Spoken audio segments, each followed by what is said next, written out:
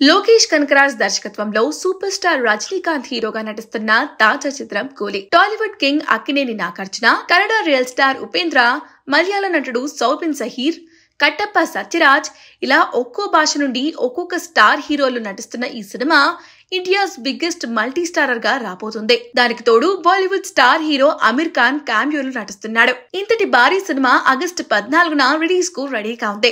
Gold watch smuggling వంటి కథా నేపథ్యంలో రూపొందుతున్న కూలీపై అంచనాలు ఓ రేంజ్ లో ఉన్నాయి. అయితే ఈ సినిమాకు మొదట అనుకున్న టైటిల్ కూలీ కాదట. ఈ విషయాన్ని స్వయంగా రజనీకాంత్ వెల్లడించారు. చెన్నైలో జరిగిన కూలీ ఈవెంట్ లో రజనీ మాట్లాడుతూ, లోకేష్ కనకరాజ్ మొదట నాకు వేరే కథ చెప్పాడు. అందులో నాది ప్యూర్లీ విలన్ పాత్ర. నేను ఎంతో సంతోషించాను. చంద్రముఖి తర్వాత విలన్ రోల్ అవకాశం దొరికిందని హ్యాపీగా ఫీల్ అయ్యాను. కానీ నెల రోజుల తర్వాత వచ్చి ఆ కథకు బదులుగా ఈ కూలీ కథ చెప్పాడు.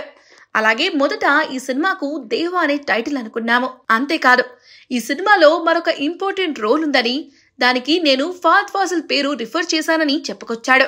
కానీ అనుకోని కారణాల వల్ల మరొక మలయాళ నటుడు సౌబిన్ ని తీసుకున్నారన్నారు. కానీ సౌబిన్ చేసిన ఆ రోల్ సినిమాలో చాలా కీలకమైందని పేర్కొన్నారు. మరి భారీ అంచనాల మధ్య రాబోతున్న కూలీ ఎలా ఉంటుందో చూడాలి.